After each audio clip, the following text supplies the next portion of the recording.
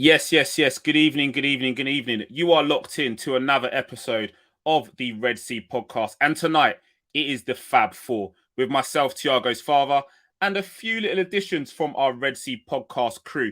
We're going to be discussing the Leeds preview. Bamford, he's looked absolutely sensational up until now over the season. Are the Brazilians going to feature over the weekend? And is that Elland Road home crowd going to put the fright into Liverpool Football Club? We think we're going to go there and get all 3 points. But it's going to be interesting to hear what your take is as the viewers as we preview the Liverpool versus Leeds game coming up for you guys on Sunday. But without further ado, let's actually roll that intro. Tell the world we are Liverpool, champions of England. We've conquered all of Europe. We're never gonna stop. From Palestine to Turkey, we've won the fucking lot. But Paisley and the Shankly, the fields of Anfield gold.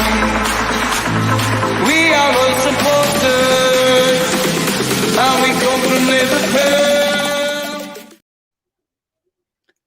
I really like that intro. Like, I just feel like I want to rave and, and do a little boogie. But guys, I am absolutely buzzing to be back on your screens. I've been away for a little bit. We've had a nice, relaxed international break, watching the absolute shameful England. Like, I hate it. I hate internationals. So I'm so pleased to be back with my sub and co-hosts from the Red Sea podcast. So today I have got with me the crew. So without further ado, let's bring them in. Statman Stubbs, Pete from our Red Sea Down Under, and our very own party animal, Courtney. How is everybody doing this evening? Because I am absolutely buzzed to be back on the Red Sea podcast. Yeah, good, cheers. Yourself? Good. Yeah, mate, you can see I'm buzzing. I've got my new Liverpool drill shirt on as well. Nice little pickup over the weekend. I'm loving that as well. Everybody's looking absolutely. Courtney's got the glow on as well because she's got a nice little ring light going. She's done her makeup. Yeah. Pete, well, I'm going out. I'm going out. You're going out. Of course you're going out. Of course you're going out. Pete, all the way from Australia, from our Red Sea podcast Down Under. It's good to have you here with us as well. I saw him back in the ristrettos just to keep him buzzing as well through the pod. It's actually a Greek coffee. It's a Tsimikas special at the moment. So okay. Yeah, in tribute of Tsimikas. And I actually got my own delivery as well over, where are we? This way. Yeah, I like that. This is one of the old school lines as well. So I got jealous that you guys... the 90s collection, whatever it is they're doing, the 80s collection. Yeah, and I thought the retro version, I thought, I've got to get my hands on that. Yeah, I like that stuff. That gear looks absolutely fantastic. Guys, if you're locked in, you know how we do already. It's the Leeds preview with the Fab Four. But what I want to do, before we get into anything, we have to sing happy birthday to Southern Scouser. Yeah. The Scouts are in our team. SS. It's his birthday. I wasn't going to let anybody get away with it. I'm happy to start. So on it's 6:30. It's 6:30 in the morning here. I sound like a dead cat. Sorry? I sound like a dying cat.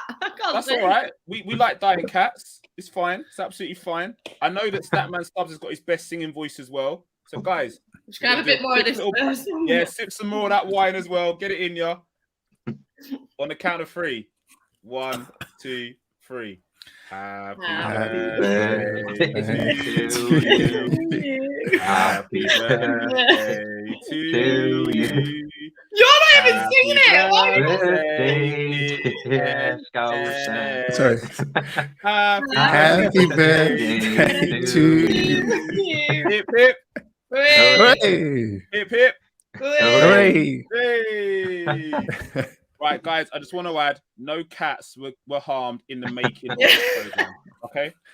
So, guys, my neighbour's complaining. Let's get into it. Leeds United preview. Okay, so where I really want to start is let's talk about the head-to-heads. Okay? Let's talk about our previous results against Leeds at Elland Road. Okay? Because I'm feeling confident. I'm feeling super confident. I mean, the last time we played them in the Premier League, the first game of the previous season was an absolute thriller. And then it was like a kind of stalemate kind of game. Nothing was really given. But, SMS, talk to me, Statman Stubbs. has it been a happy hunting ground for Liverpool at Elland Road? Yeah, it certainly has. I'll go through obviously the stats now and just obviously say what you think. But been 96 matches in total in the Premier League, 48 at Elland Road and 48 at Anfield. The record at Elland Road is Leeds have won 7, Liverpool have won 31, and there's been 10 draws. At Anfield, 15 wins for Leeds, 20 for Liverpool, 13 draws. So obviously Liverpool have a better record at Elland Road than they do obviously at Anfield. The last 5 matches, the first one was the 19th of April 2021, so the last time we played, finished 1-1, Mane and Llorente scored. Then it was 28th of February 2004, finished 2-2, Harry Kewell, Milan Barros for Liverpool, Baka and Mark Viduka for Leeds. Then it was the 18th of November 2002, 1-0 Liverpool, that man who didn't score many goals, Salif Diao. 2nd of February 2002, it finished 4-0 Liverpool. Heskey got 2, Owen and a Rio Ferdinand own goal. And just lastly, the last time, which is a 5th game, was the 4-3 game where Viduka scored 4 goals and we got beat 4-3. So the last few games that were played at Elland Road, we've done pretty well, to be honest, and we've got a better record, as the stats prove. Yeah, I mean, we should take great confidence from those stats there as well. And ultimately, let's be honest, Leeds have had some dominant spells as well. We think about the team they were assembling in the early 2000s, where they looked absolutely fantastic. We talk about Harry Kewell, who later joined Liverpool and was a shadow of what we saw in his times at Leeds. Mark Viduka, Olivier Decourt, Rio Ferdinand, and a certain James Milner, who is obviously now in the red of Liverpool. So we can take courage definitely from that head-to-head and what we've already seen between us and Leeds already. But I think a key area for Liverpool is going to be that midfield. And it seems like the raging debate that keeps on happening with Liverpool fans is who's going to feature in our midfield. I personally don't think that we've seen our best midfield 3 in Fabinho in that anchor, Henderson and a Thiago in there as well. I think that's our best midfield 3. And I'm sure we can all agree on that. Yeah. But I don't think we're necessarily going to see that midfield this week because of obviously influences that are outside of everyone's controls. Basically, Brazil being little snitches and saying, oh, you won't let the Brazilians go. But we're going to get into that a little bit later on in the show. But Pete, I want to come to you on this as well. I mean, what's your thoughts on the midfield 3 that we could potentially see? I know off air you expressed some comments about seeing Milner because he seems like the go-to. Yeah, there was Milner in goals as well. So he's going to start as a defensive midfielder and in goals, just because we need him. It's I would love to see a midfield 3 of Fabinho, like you said, with Hendo and Thiago, but I don't think we're going to see that. In terms of the midfield 3, what I'd love to see is potentially just one of them that wants to keep running in behind and joining the attack. We in our recent show on the training ground, we kind of spoke about how the midfield can actually win the game for us in terms of, because what United did really well against them was having their midfielders kind of rotate and not so much stay in the middle of the park, just kind of like a free roaming midfielder, which we've seen Harvey do really well so far. But we don't know what his fitness is like in terms of starting potentially. Curtis Jones is another one that can help us out there in that department. Oxlade-Chamberlain, depending how he wakes up that morning. But I have a feeling that it could be Naby Keita is the one who starts and Hendo drops in as the DM. Yeah, that's a good take because obviously we know what happened with Naby over the international break. There was rumours that he was a prisoner of war and the country had descended into civil war. There was a military coup in his native country when he was back there for an international game. But Klopp said today that he's fit, he's trained. Yeah, we saw the training shots. He's trained. He looks sharp, apparently. So, could we see Naby Keita feature? Could this be the game that Naby Keita actually decides to announce himself in Liverpool shirt for this season? I mean, he's been very studious. He's been very attentive with his work already. But I still feel there's another gear from Naby Keita to come. I mean, Courtney, what's your thoughts on Naby, and could he feature? I mean, yeah, I feel like he definitely could feature in the starting 11. I feel like he just needs to play with a bit more confidence. I feel like in pre-season he was full of confidence, running at players, taking them on, charging at them. Whereas I feel like sometimes when it's a game that actually means something, he just seems to fall back a little bit. I feel like he can start off a bit strong and then towards the end he dies off a little bit. But I feel like he's one of them where he does need to prove himself now, and I feel like a lot of people are getting a bit pissed off. We're waiting to see. He's got that number 8 shirt. He needs to start owning it. Like that's a big number. I agree with you, and I don't think the fee has done any real. It's not done him any favors. The fee we've paid for him, yeah, and he's wearing the number 8, and there was all those shots where we saw that Gerrard actually handed over the number 8 to Naby Keita. Yeah. That's some big shoes to fill, yeah. So we waited 6 months for him. And there you go. And we waited a period of time for him as well. So it was all that hype that built up around Naby Keita. But we've spoken enough about Naby Keita on this show and our feelings about Naby Keita and how we feel he can perform better. I mean, Statman, talk to me. What's your thoughts on that midfield three? Well, yeah, I definitely agree. Our strongest midfield, if available, is Fabinho, Thiago and Hendo. But failing that, obviously with the way the Brazilian FA has gone on, which I know we're going to touch upon, I think the next best midfield without potentially Fabinho would be Hendo, Thiago and Naby. So for me, that's what I'd like to see. But then again, I wouldn't be surprised if Milner comes in. I wouldn't be surprised at all. Ryan Mental's got a really, really good take on this as well. With Hendo and Thiago, it gives Naby the license to play. Do you know what? I agree with you. And him playing further forward would be refreshing. We've seen in the game that he has played, he was deployed a bit deeper in order to play that kind of Gini role, which we've sort of grown to love from Gini Wijnaldum being at the club. Obviously, he's now moved on to pastures new. And I kind of think that we're moving to a new way of playing. Are we kind of seeing Liverpool 2.0? We've seen Harvey Elliott come in and looked absolutely fantastic, especially for a young player. He's played with no fear and doing what I would have expected Naby Keita to do. Okay, doing what I would have expected Shaqiri to do when he was still with the club. Actually get at players, create stuff, make things happen, play in the pockets, get in behind the back four of the opposition team and cause some problems. I mean, Pete, you're probably a good person to touch on this given your background. And I know you mentioned about support from the midfield. If Naby plays, is he someone that can provide that support from the midfield and actually penetrate with his runs against that back four? Well, what Naby is good at, and I'm one of his bigger critics like yourself, and I don't hold back on certain things, and he's one of them who's received a lot of heat from myself and a lot of us on the Red Sea Down Under. But it's one of his main strengths is pretty much the way he carries the ball.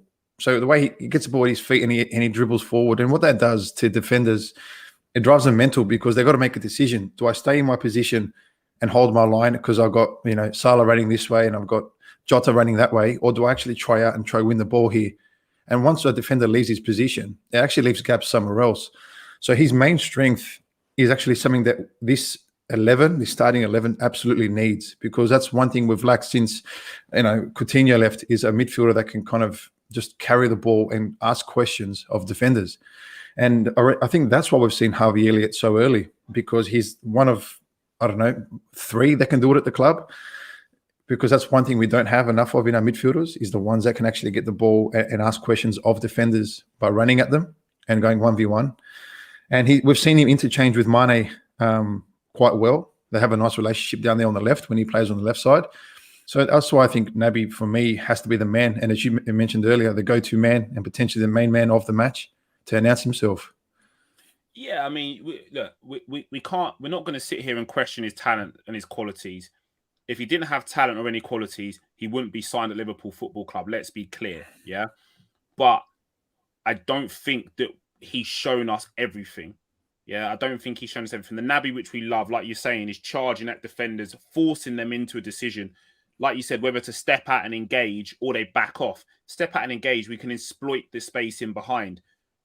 Sadio Mane loves running in behind. Mo Salah loves running in behind as well. They're inside forwards for a reason.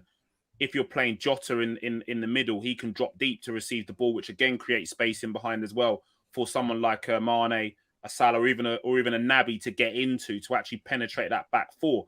But it's whether he's actually going to have the confidence, like Courtney was saying, to actually do it. Just quickly before we move on, I want you all to shout your midfield three. So, Statman Stubbs, who do you think is going to start in that midfield three? Thiago, Hendo, and Naby. Thiago, Hendo, and Naby. So you think we're going to go with two kind of holders and then allow Naby to push forward? Essentially, yeah. I think that's the way he's going to go. Okay. Interesting, because that could probably counteract Leeds' man-for-man marking, but we'll talk about that straight after.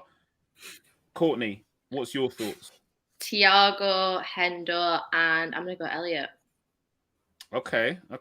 So that would tell you one holding and two penetrating. Okay, very risky because Thiago, I don't know if he's going to have the legs to keep up with that Leeds midfield, but we could probably have a lot more ball with Thiago in there as well. So, Pete, what's your thoughts? I'm with the stat man. Okay. I agree with him 100%. I mean, that's given the fact that Fabinho is not allowed to play. Yeah. Otherwise, add Fabinho in there. But yeah, I'm with stat man. So, SMS said Thiago, Hendo, and Naby. And Naby. Yeah. Okay. I don't know. I'm on the fence with this one. I'm solely on the fence because I think on the fence.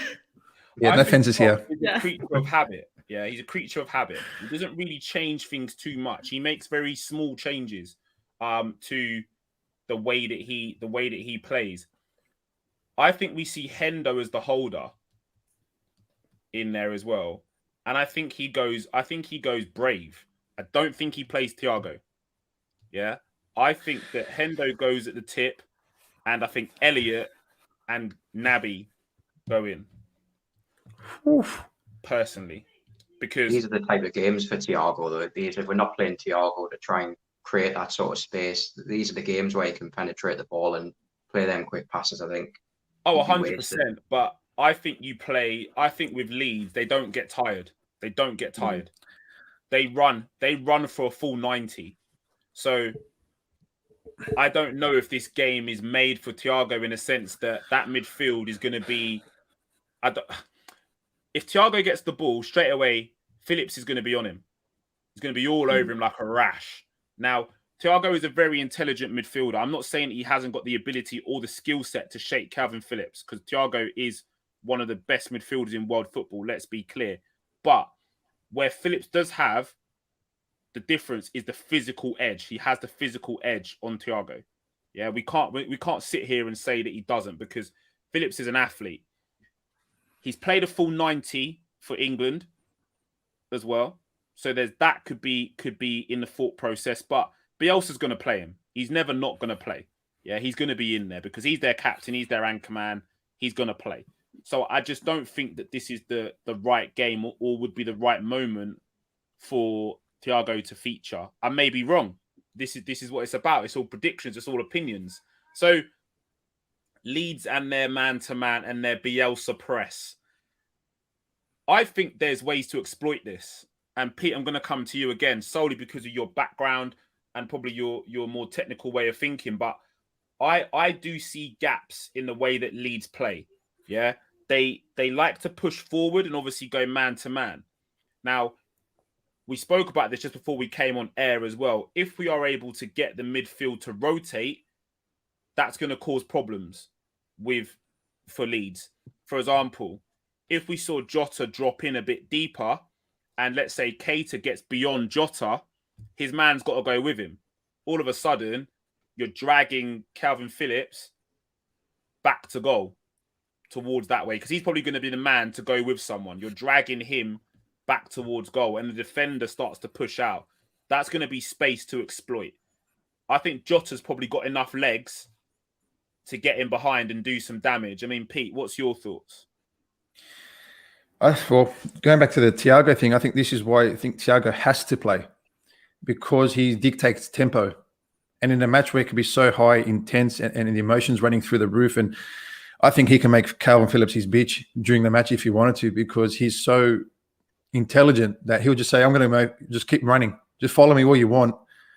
And because he will, and then it will leave the space of somebody else anyway. I think because brains in football will always beat athletic ability. And then it's something that Thiago has an abundance of, and one of the only few in the world with his caliber of just intellect on the pitch. His football IQ is insane.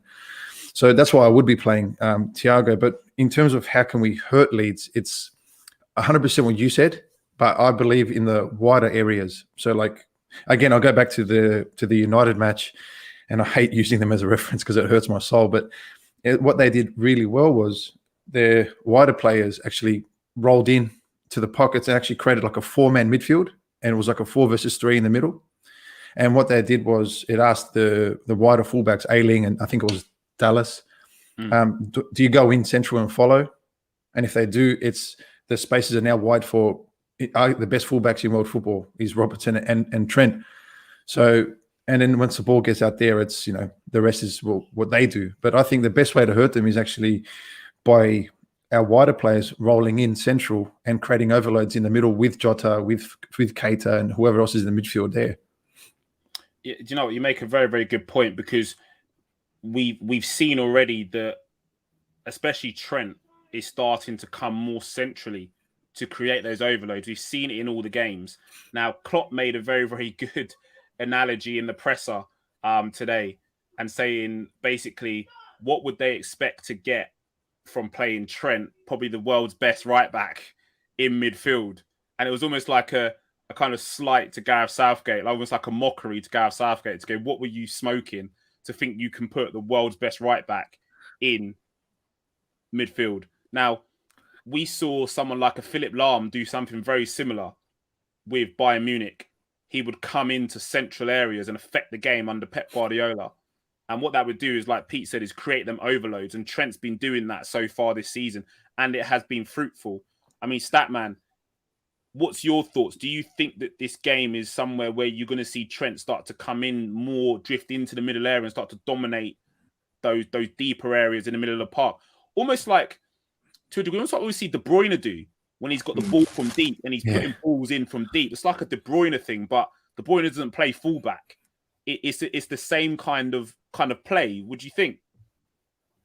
Yeah, I mean, like you've already touched upon, we've seen that already in the first 3 games with Trent coming inside. He seems to be more on the 18-yard box rather than on the wing.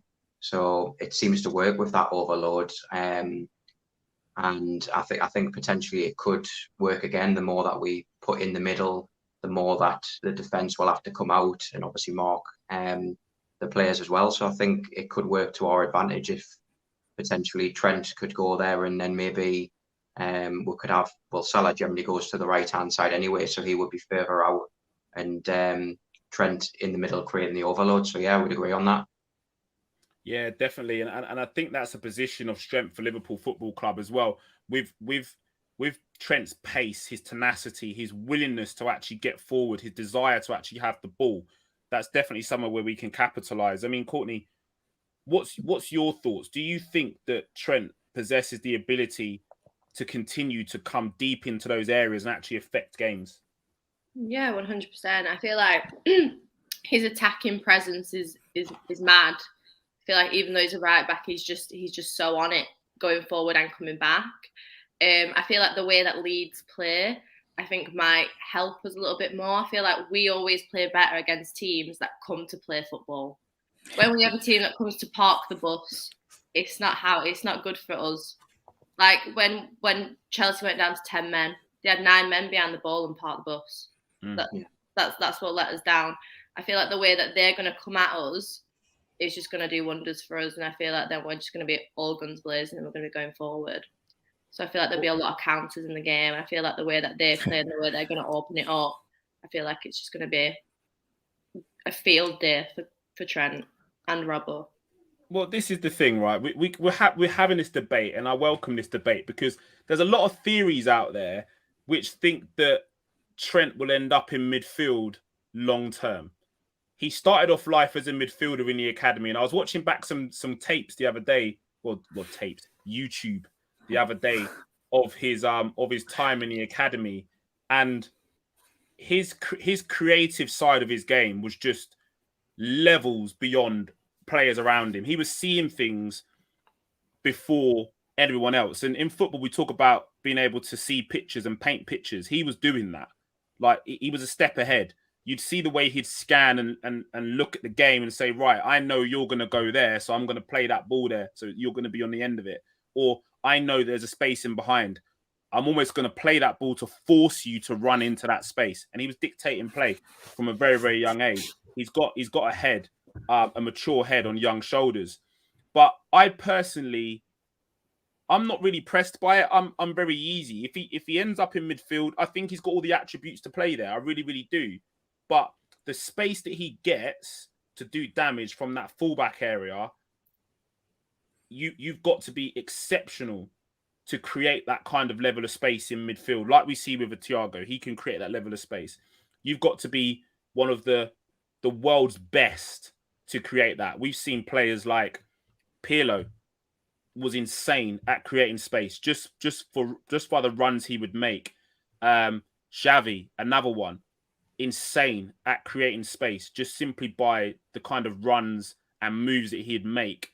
Now, I'm not saying for 1 second that Trent is on that level at the moment, but he does have all the attributes to potentially, again, with the correct coaching and the correct tutelage, to get somewhere near to those kind of levels. But Statman, I'll come to you on this.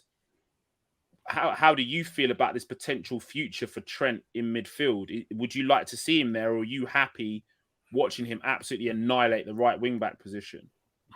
I'm happy the way he's playing at the minute, and I'd be happy to keep him where he is. I mean, he's very dangerous.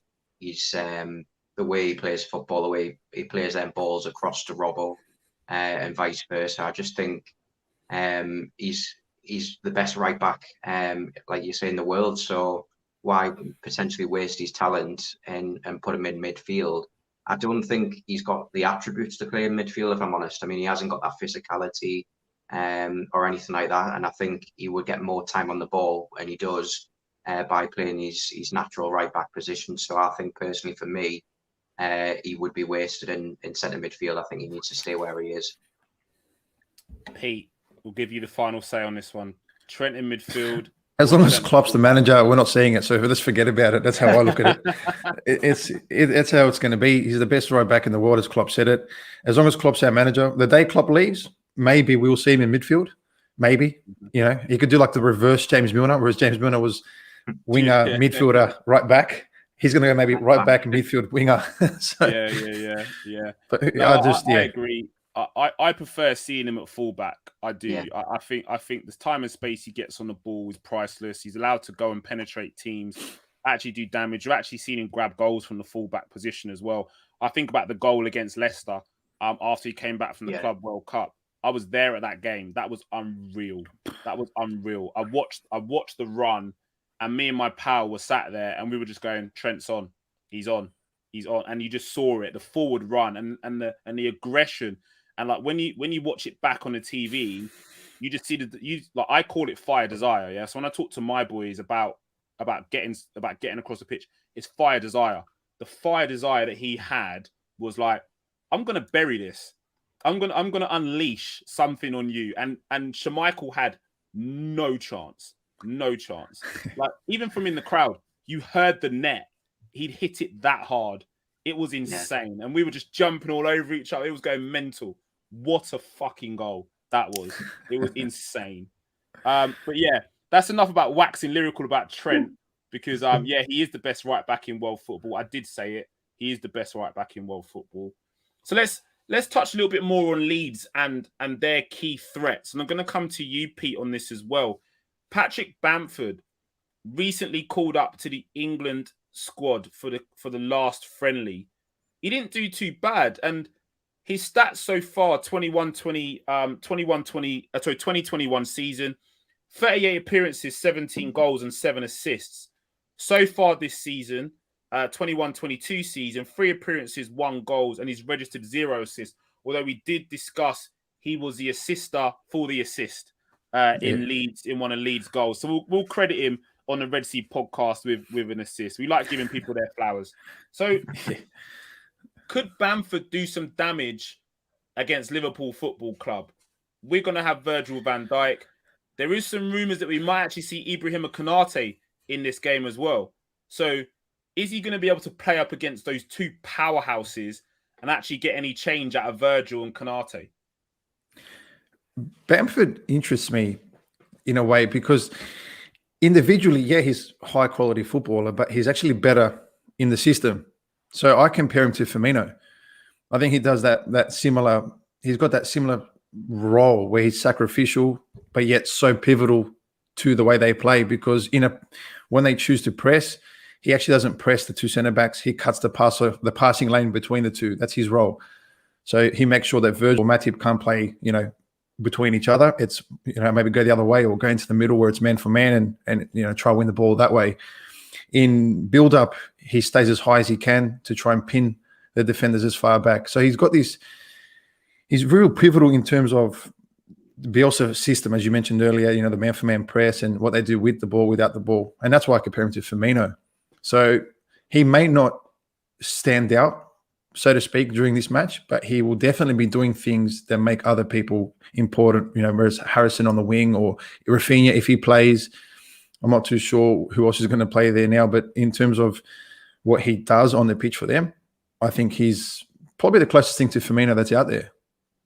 Do you know what? You make a very good point, and we're going to touch on this in a minute. So I won't fire out there a minute. But this comment is kind of the way we're heading with this topic. Statman, Patrick Bamford, what's your thoughts? Yeah, I do like him. I think he is a decent player. He didn't get his chances, obviously, at Chelsea. Went on loan to quite a few clubs, done well on loan at the likes of Middlesbrough, Villa, etc. But like Hector said in the chat there, I think one of the key threats for Leeds, I think, is actually Stuart Dallas. I think he's so underrated for Leeds United, and I think he will cause a threat. And I'm not saying Bamford won't cause a threat, because he will, but he hasn't got that sort of natural pace where he's going to worry the likes of Van Dijk, Matip, or Konate if he plays. And obviously aerial ability, I would back Virgil, Konate, or Matip to win the ball. So like Peter said, he is a bit like a Firmino sort of type of role. But my biggest worry for playing Leeds is obviously Stuart Dallas. I think he turns up in the big games, and he is definitely a threat because he makes them late sort of runs and gets in the box and gets shooting opportunities. So for me, I think Dallas is more of a threat than Bamford. I tend, you know, you make some good points there as well. I don't think Bamford's main quality is on the ball. His major qualities is off the ball. Yeah. And off the ball for me is just as important, if not more important, in the modern game of football than on the ball, because we look at those runs that he makes, cutting the passing lanes, as Pete said as well, forcing Liverpool to play forward. What that does is it forces us to play into Leeds' trap, because they're looking to create overloads in the middle of the park. The only way that we counteract that, and one kind of feather in our cap, is that beautiful long ball from Virgil van Dijk. It's a thing of beauty. Yeah, because as Leeds press forward, that's going to create that space in behind. And we've got pace with Mo Salah. We've got pace with Mane. We've got pace with Jota as well. If the ball does go over the top, to run that ball down and actually make it count. So we can beat their press. We can beat the press. But I like Bamford. I think he's an intelligent football player. And like you said, he didn't get his chances at Chelsea. Middlesbrough, he'd done very, very well at Middlesbrough, and then naturally got the move to Leeds as well. I think he's a super intelligent player with those runs that he makes. I mean, Courtney, what's your thoughts? Well, would you have him at Liverpool, Bamford? Would you buy him? Look, I like, listen, right? I love how you tried to draw me out, okay? And I'm gonna take the bait. I'm gonna take the bait, okay? I would have him at Liverpool Football Club. I would have him. The only reason why I would have him is because we've got Jurgen Klopp as our manager, and Jurgen Klopp probably turned what you're drinking from water into wine because he's that good. So I'm confident enough to have pretty much anybody at Liverpool Football Club and know that Jurgen Klopp is going to extract and get a player out of them. We've seen the success stories with Andy Robertson. We've started seeing Timmercast start to play some decent football as well. Another success story. Gini Wijnaldum, success story. Roberto Firmino, success story. Mane, success story. The only time we've actually gone in the Klopp era and bought a ready-made player is last season with Thiago. Everybody else he's got that magic though. Well, that's the thing. Everybody else was up and coming, or what I like to refer to as hype. Everybody was hype. We knew Sadio Mane could do damage because we've seen it in glimpses for Southampton. But again, his first game for Liverpool Football Club against Arsenal, I was there, and by God, that was insane. That was electric. And from that moment then, he's just been sensational. Firmino being converted from a winger to a centre forward is sensational as well, because Klopp spotted that when he was at Hoffenheim and said Roberto Firmino is a sensational talent. I want him at Dortmund. They linked up at Liverpool, and the rest is history. So I think Bamford does have what it takes to potentially lead the line at Liverpool. Do I think he's going to be an absolute goal merchant? No, I don't. But it's the off the ball that works for me. Do you not think that we need an out-and-out striker, the guy that's there to just put the ball in the back of the net? Do you not think that's what we need? That final third? I think we've got it. We've got it already. I feel like we need. I'd take a Haaland, mate. Just someone that's there. Listen, they're just there to stick the ball in the back of the net. Let's be clear. Let's be very clear. If Haaland was available, yes, I'm here for it. Haaland all day long. But what I think for me personally, and I've said this before, we've got Mohamed Salah. Mm-hmm. For me, his future is a centre forward. He's not going to be the pace merchant that he is forever. So he's going to have to evolve his game. And we've already seen, and Pete, you might tell me different, but we've already seen with Mo Salah, the more you get him closer to goal, the more he scores. So why would you not put him as a centre forward? Because he can hold the ball up. He can play with his back to goal. Future-wise, he can play there. We've seen Cristiano Ronaldo evolve from that winger into that central role and be still successful. I mean, Salah's a better person than that bloke, so obviously I'm going to say Salah's going to do a lot better than he will, just out of pure bias. But I'd love to see Salah play central, even now, like even this weekend, like as far as tomorrow or the next day, whenever the game is for you guys, because it's I'd love to see that happen a bit more. But in terms of the whole Bamford thing, I'd have him as a C option in the transfer window. I mean, Haaland is my A option, and then whoever else is B, then I'd probably have Bamford as a maybe a B plus signing potentially. But I mean, could he do the things that Firmino does and fit in the system? 100% he could, because it's the Bielsa and Klopp have very similar styles. So yeah, I think he could fit into the club, but I'd prefer Haaland. Of course you would. And it's funny that you say this, Courtney. You make some great points, yeah, because it was in the papers yesterday, actually in the Echo, that Bamford did appear on a transfer list for Liverpool, and he's quoted as being 5th choice on our transfer list of potential targets for Liverpool. I hate transfers. I hate them. Yeah. Hey, I don't mind transfers. Play bullshit anyway. Listen, sometimes you hear something from the dinner lady and she says, I was talking to Virgil and Virgil thinks that we're going to sign Bamford. But it's not always true, because the dinner lady said it. So until we make a signing, you can't always believe what the dinner lady's saying, can you? No. Exactly. So, yeah, I mean, if we were to look for, and I think that Liverpool, everyone wants us to sign a superstar. We want a sexy signing. Everybody wants that sexy superstar signing. But we're forgetting we've got Salah. He is a superstar. He's a global superstar. The only thing is that the rest of the Premier League The rest of the Premier League don't think so, which is wrong. But he's a global superstar. His goal record is insane. And he's playing wide. He's playing out wide. Imagine how many goals you'd get if you put him up top and said, listen, don't worry. We'll do your donkey work. Just tap him in, son. How many goals are you going to get?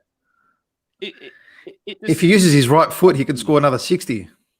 That's what I'm saying. If someone actually said to him, work on your right, he'd be a machine. He'd be an absolute machine.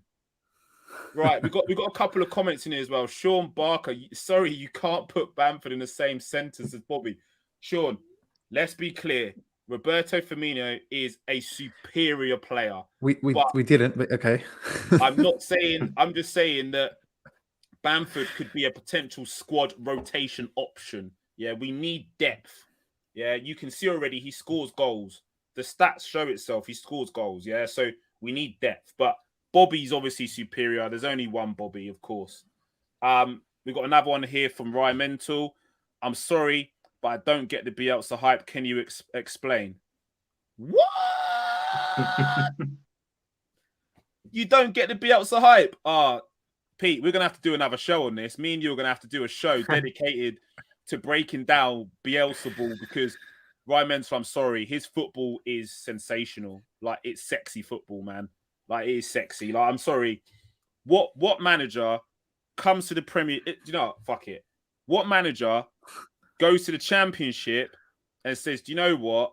Yeah, I've never played in this league before, but I'm just going to go man for man because I want to. I'm going to go man for man. I'm going to mark everybody out of the game. And I'm going to make my team so fit that if you run harder, we'll run harder. We're just gonna run you out of the game. And that's what he did. And to play over what championships, 42 games? Yeah, I think more. 46, isn't it? 46. Yeah. Okay. Yeah. Championship is 46 games. On average, he used 14 players over 46 games. That is insane. Insane. Doesn't he have the record for fielding the same starting 11 consecutively?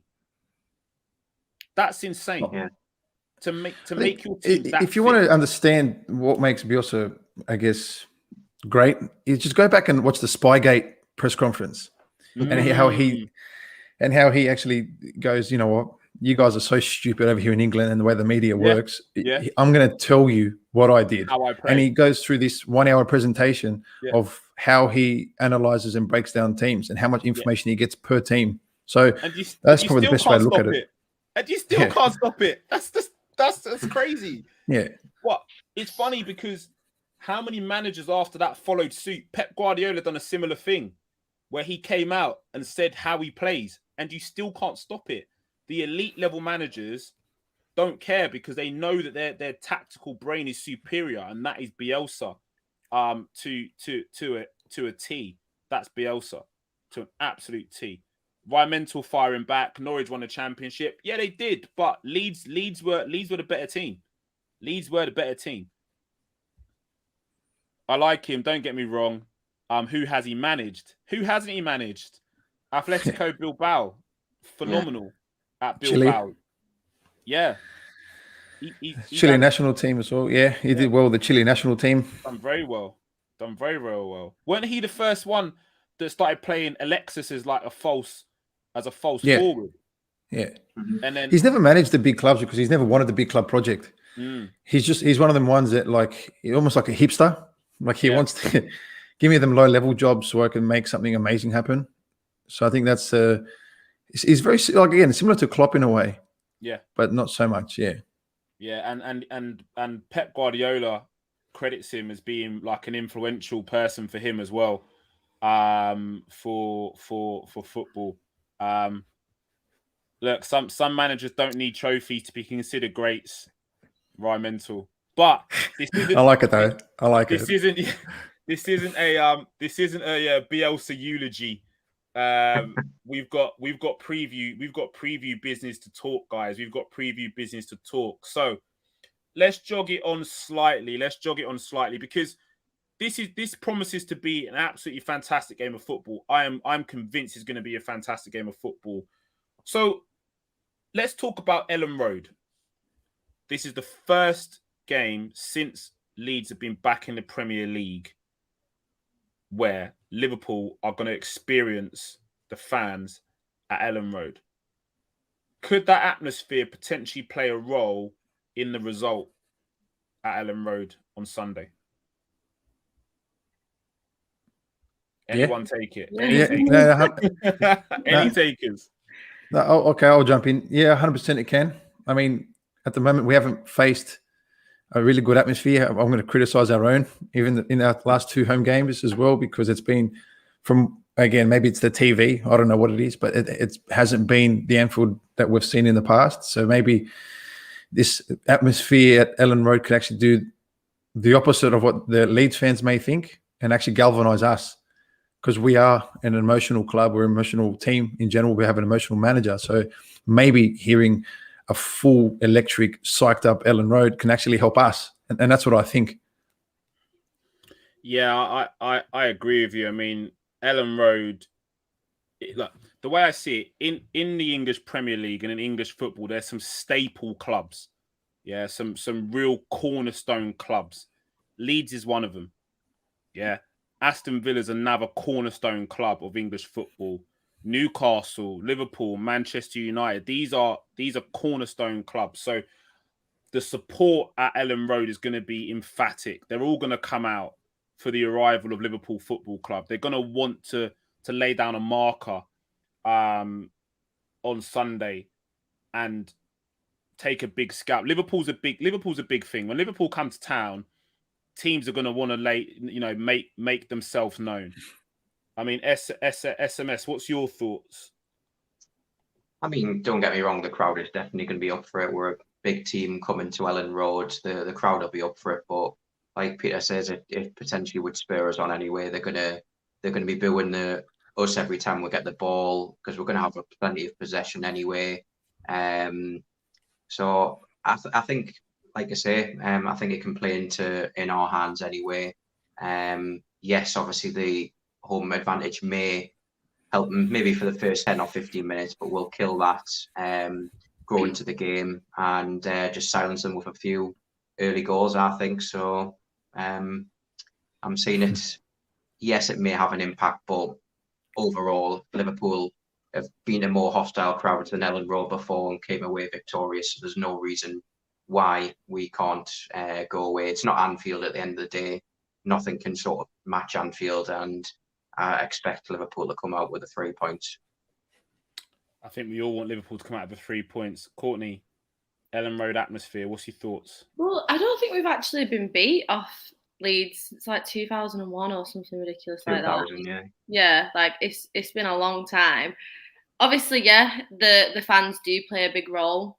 Gaining that bit of momentum, getting that fire in the bellies up. But if anything, I feel like that's just going to spur Leeds on to come at us a little bit more, which, to be honest, I'd rather they came at us, because I feel like that's how we play better.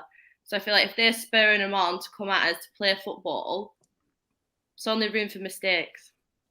And I feel like the counters then will come. So if they've got the crowd behind them, if anything, I think that might do us some good if they're getting spurred on to play. Yeah, I agree with you. Look, there you go. Sean Barker said it as well. Leeds play exactly how Liverpool like it. I agree. We want a team that's going to come at us, give us opportunity to exploit spaces, but Leeds do carry a threat. We can't negate that. Would be stupid to sit here and think that they're not capable of scoring goals. We look at the first game of their return to the Premier League, 4-3. If it wasn't for Mohamed Salah, we could have been on the end of a beating, because he was the only one that really showed up that night and produced the goods. So Leeds do carry threats all over the pitch. They really, really do. And it's going to be interesting to see how it pans out at Ellen Road on Sunday, I'm sure. So, guys, we get to the part of the show where we're going to discuss this whole palaver with Brazil, the Premier League, and the players not being released. It just sounds like it's just ridiculous. It's ridiculous. I'm not like, it is ridiculous. It really, really is. I mean, what's your thoughts on it, Pete? Sounds like a fucking high school situation. That's what it sounds like. Like it's like, oh, you didn't come to my birthday party, so I'm not talking to you tomorrow. Yeah, That's 100%. They didn't go. Klopp said it in his. I watched his the pre-Leeds press conference, and he goes, we wanted them to go. The players wanted them to go, but they just couldn't go. We're in the middle of a pandemic still. I mean, we're still in lockdown, for God's sake. Like it's one of those things that maybe it wasn't the safest thing to send them to Brazil. So the decision was not to send them. So how can you punish people for choosing safety over playing a match they won 3 out of 3 anyway? And they're going to qualify for the World Cup regardless. And on top of that, the Brazil coach, Tiche, doesn't even play Fabinho. He doesn't play Alisson. So what's the point? What are you crying about? The thing is, though, you got to think about it. We're paying them however much money every week. We should have the final say over where they go and who they play for. Yeah. Like, if they get injured in that game, we're the ones that have to suffer. Yeah. Like, we should have the final say. I totally agree with you. I mean, it's interesting to discuss it. And I'm going to just talk about a clip from the press conference. And this is what Jurgen Klopp had to say. The thing I want to say about it, that is just, let's look at the full case. So we all know we are in the middle of a pandemic, which is difficult for all parts of life, and football is difficult as well. We have a few more games to play than we have to play usually internationally. We had the summer break where all of a sudden somebody organized again a Copa America where they could have played the games. For example, without playing at the Copa America, which they had the year before. But people decide, without us, these kind of things. Okay, nobody cares. That's how it is. They play Copa America, then they still have more games to play. Then they still have more games to play. Then a week or 10 days before the international break, we get, okay, play now 3 games. Last game on Thursday night. So we have nothing to do with that. Friday morning, by the way, 1:20 a.m. It would have been Brazil against Peru. We have nothing to do with that. We cannot decide anything about it. We just have to read these things.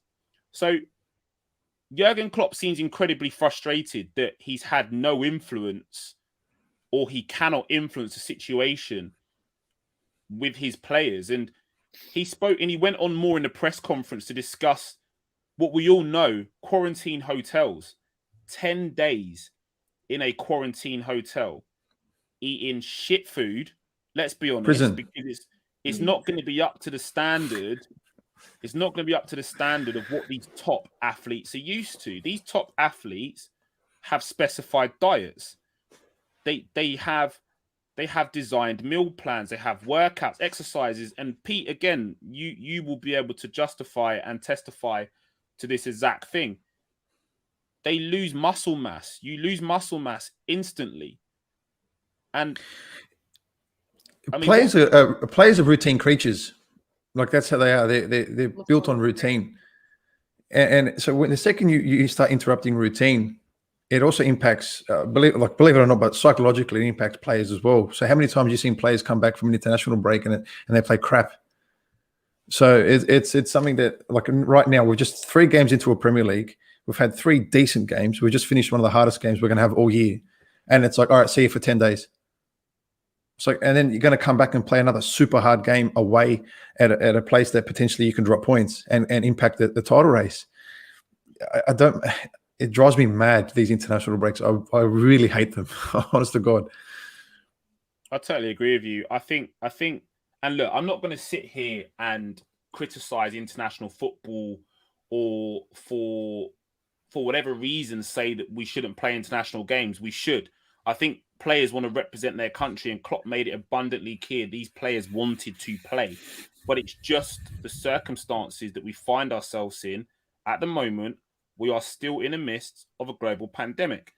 The UK is in a very fortunate position where other countries aren't. Brazil is still on the red list because they're not able to administer the vaccines in the way that we can. They're not able to facilitate the amount of healthcare that we can. We're very fortunate in the position we are in the UK. Klopp again alluded to it in the press conference. The players are tested every 3 days. They're tested every 3 days. So if there is an outbreak in the camp with the Liverpool players, they catch it quick. And that way it can be quarantined, players can be told to quarantine. They lose those members from the squad, but to lose members from the squad for arguably a situation which is beyond Liverpool Football Club's control is ridiculous.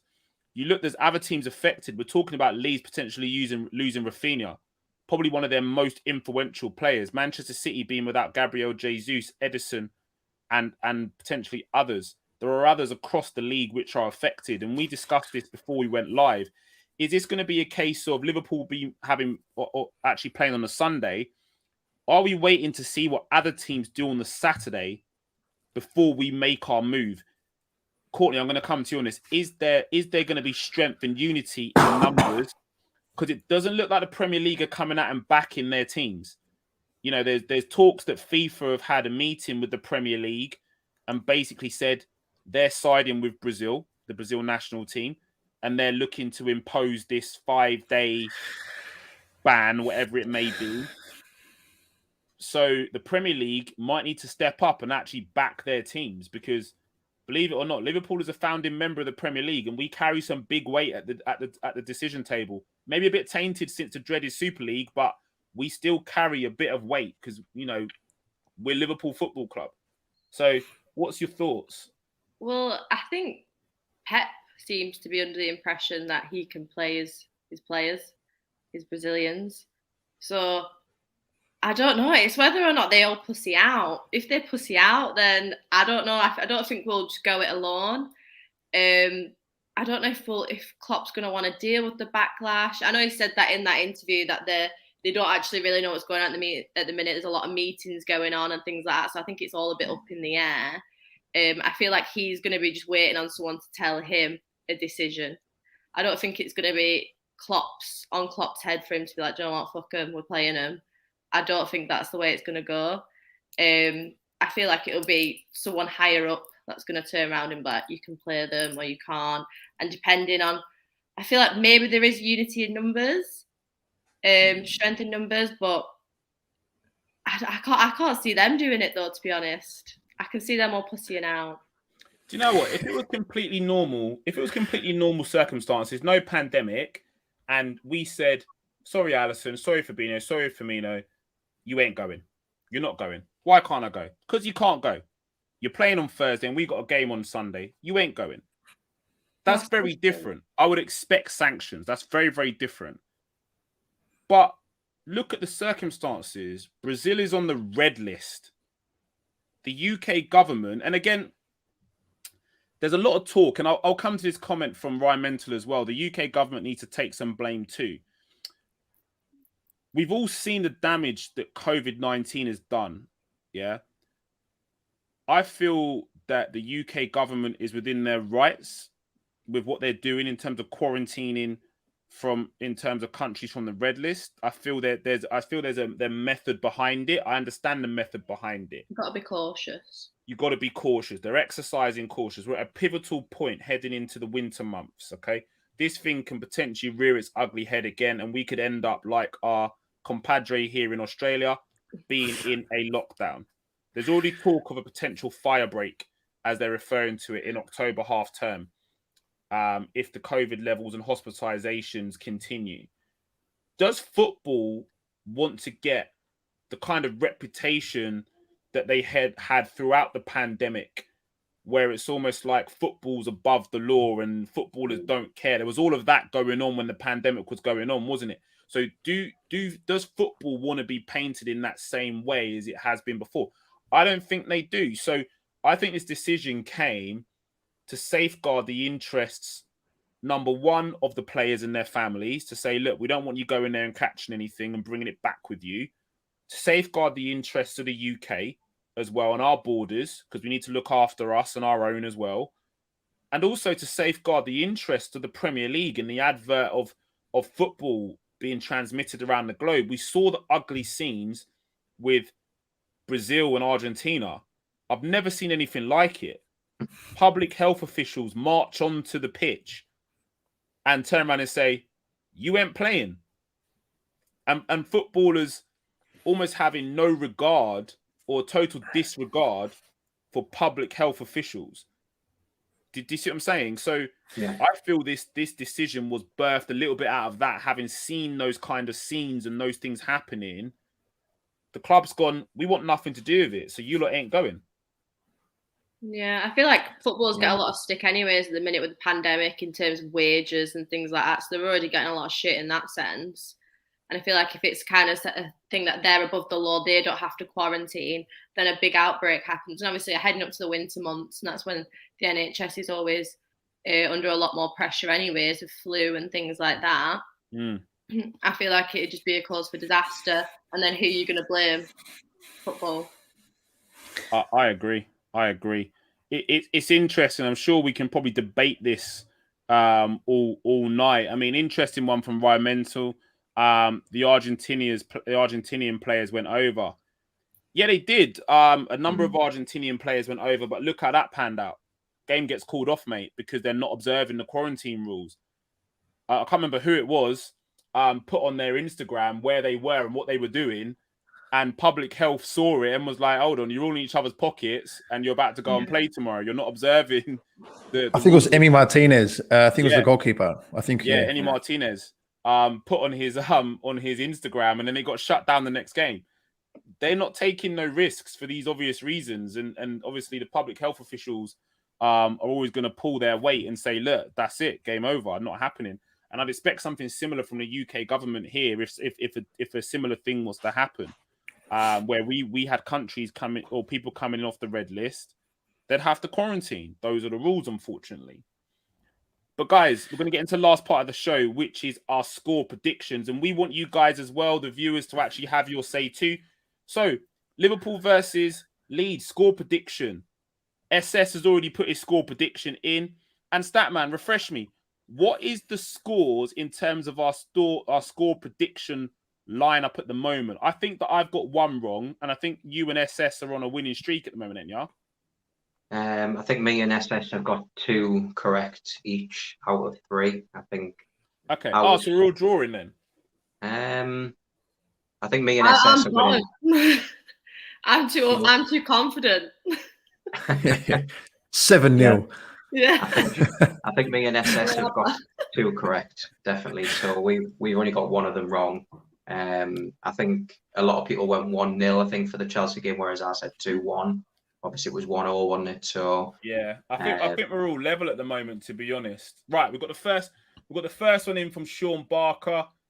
3-1. You are brave. 3-1, and Salah gets 2. Jesus, you sound like you work for Bet Victor, son. I'm sure you do. You know something we don't know. You got 2 balls, and one of them is definitely Crystal. Because 3-1 sounds like a real nailed-on prediction. Hector Joseph going with 2-1. Virgil, Jota, Dallas for Leeds. Okay. So, I'm going to go to Courtney first. Score prediction. 10-0. Yeah, I think it's going to be a solid 6-0 win. That's that wine talking. I'm going to go with 2-0. 2-0 Liverpool. 2-0 Liverpool. I'm going to go with a clean sheet. Okay. Alisson Becker coming back for his Golden Glove, which he's had out on rent for the last 2 seasons. He's getting that back, I'm sure. Well, that's if he's even in the net. Yeah, there you go. Look, I think the Brazilians play. I'm gonna say it now. I think they play. Yeah, 2-0. Okay. So Sam comes up as well. I think 2-0 if Alisson plays. Otherwise, 2-1. Salah to get his 100th Premier League goal. Yes. He needs to get into the 100 club. That would be insane. But I'd want him to do that at Anfield. Can you imagine 100 club at Anfield? Whew, the place would go mental. Pete, score prediction. I've said draw. What? Yeah.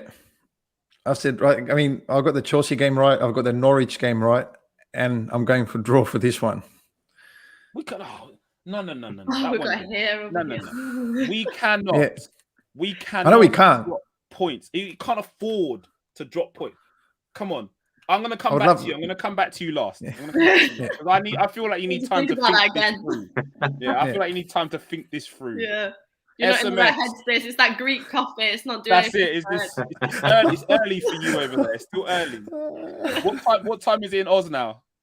Now it's 7:35 a.m. Yeah, you're he's just still waking up. dreaming. You're just He's still waking up. dreaming. You're just waking up. Right, we'll come back to you at the end. Yeah.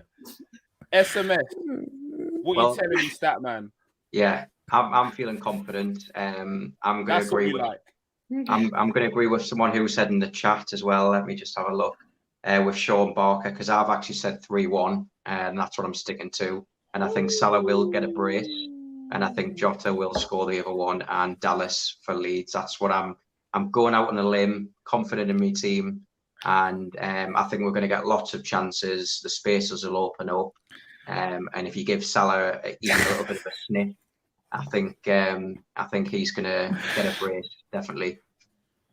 Pete is a closet Leeds fan. Hang on. Fucking Hector. Settle down. I'm sitting here. We're getting you on the show. We talk about Hector all the time and he wants to turn on me. Well, then you're done. Sorry. Hector, I'm sorry. You heard it here first. One of my sub and co-hosts is saying that no show on the show, my man. I'm sorry. I have to back him on this one. I know he's not a closet Leeds fan. I mean, all right. Before I give Pete an opportunity to redeem himself, I'm gonna give my score prediction, and I think Pete's dropped on his head. Listen, the show's super early in Australia. He flew out of bed, he tripped over, banged his head, and now he's putting wild score predictions out. It happens, guys. I'm sure. I don't even like predicting results. Why not? Predict a result, right, mental. Get involved, predict a result. Right. I am going for a comprehensive 2-0 Liverpool win. Oh, you're joining me? Yeah, I'm the reason why I say 2-0 is because I've said it from the get-go. We are on a revenge tour. Yeah. That trophy is out on rent to Manchester City. We've got it on rent for them. You know, like Blockbusters back in the 90s. It's on rent. Yeah. We're taking that shit back this season. So I'm going for a 2-0 win at Ellen Road. I'm not going to predict goal scorers. Because I'm not crazy enough. But I'm going to go 2-0. And with that, we fly back down under to Pete. Because at this point, I think he's awake now. I've seen him kind of dust the stardust out of his eyes, and he's going to come back with a more comprehensive, compelling Liverpool win. Talk to me. 8-3. Now, with Kelly here in goals, I think we'll win 3-2, and Sadio Mane scores the winner. Okay. All right. That's a quick turnaround. That's a very good. I told you it's the coffee. It's the coffee. Yeah, it's the coffee. But when it ends up as a draw, I'm coming back for. When it's a draw, I'm coming back for Sean. Hector's saying, I feel Virgil scoring a header. Who cares what Hector says? Who cares what Hector says? So that's it. I'm here for it. Hector, listen, Hector's laughing at you, bro. He's laughing at you. He's on the other side of the screen going, this guy's crazy. He's laughing at you. Right, guys. Listen, we've come to the end of the show. As normal, it's been absolutely fantastic. Thank you to everybody who's been commenting as well. Please make sure you like and subscribe. Do not leave without liking and subscribing. We are on the way to 400 subscribers. We are currently at 327, unless anybody has jumped on and put a like on there as well. Please smash the likes on this video as well, just to make sure that we get those likes up also. And if you are on our channel, please scroll through and watch some of our previous videos as well. I'm telling you, we have got the fire on the Red Sea Podcast and the Red Sea Down Under. Make sure you are keeping it Red Sea Podcast, because we have got lots of stuff coming up over the season. I will be doing a watch-along for the Leeds game. So if you'd like to join me for the watch-along as well, I'll also be asking fans to get involved if you want to jump in on a watch-along with me and react. I don't know if you saw my my watch-along where I went absolutely mental for Alisson Becker's triple save. That's what I do. I'll be launching the computer and jumping around and throwing the webcam and all sorts. So, guys, make sure you get involved as well. Coming up next week, we have got some fantastic shows for you. Let me just pull up the schedule again. Let me pull up the schedule. This is why I need SS here, because he's just like on job with the schedule. He knows exactly what's coming up. Right, so schedule. We have got on Tuesday, we'll have another Fab 4 show for you for the Milan game, which will be at 10 p.m. And on Thursday, we will be having our shirt review. I don't know how many of you have seen that yellow number, but I will have it and I'll be reviewing it. And do you know what? I asked my my eldest son what his thoughts were on the Liverpool shirt, the yellow one. And he said, you know what, Dad, I like it, but I wish there wasn't that checkered thing on the collar. And I said, well, what does it remind you of? He said, well, it reminds you of a McDonald's uniform. And I was a bit like, I think I'll agree with you. Oh, Rymental's in the comments as well. I think he wants you to come back for a Fab 5. We may get Pete back. And then we've got Hector in as well. Please stop. Enough of the third kit. Guys, we're going to review it. We reviewed every single kit so far. The third kit will be getting a review. I will have it with me for the shirt review on Wednesday. Hopefully some of my co-hosts will be grabbing one as well. And if we like it, we may keep it. If we don't, then guess what? Liverpool Club Store, that shit's getting returned. Yeah, it's going back, return to sender. I can assure you that. Right, SMS, where can the viewers find you apart from on the Red Sea podcast? If you just go over to Twitter at Stephen Stubbs 985, links in the bio. I have got my own channel as well as coming on this one, but links in the bio on Twitter, at Stephen Stubbs 985. Fantastic. Courtney, where can the viewers find you apart from at the bar? They'll always find me at the bar. But on Twitter, it's Courtney B _XXX, and then Instagram is Courtney L Barker X as well. Good. And Pete, where can the viewers find you? Well, other than my Twitter handle is just at PeterK08. You can always find the best work that I can possibly give on the training ground on the Red Sea Podcast YouTube page. Look for the training ground. It's always in-depth tactical analysis on our opponents of the weekend. And our one against Leeds was an interesting one. So during the weekend, if you're bored and you're too excited, you know what, jump on, have a look, and leave your comments on that. Give us your thoughts. Definitely. And guys, I would encourage you to head over and watch the training ground on the Red Sea podcast. There is some real good tactical insight for you on there as well. Our very own resident football coach, Pete, is obviously going to be talking you through how Leeds play, the danger areas for Liverpool Football Club and where those areas can be exploited. And guys, you can find me at Thiagos Father 89 on Twitter and on Instagram as well. Obviously, the Red Sea podcast on Twitter, YouTube, and on Instagram too. So make sure you are following. Like I said, please do not exit this video until you have liked and subscribed. But that's been the Red Sea podcast. It's been an absolute pleasure for you guys joining us as well.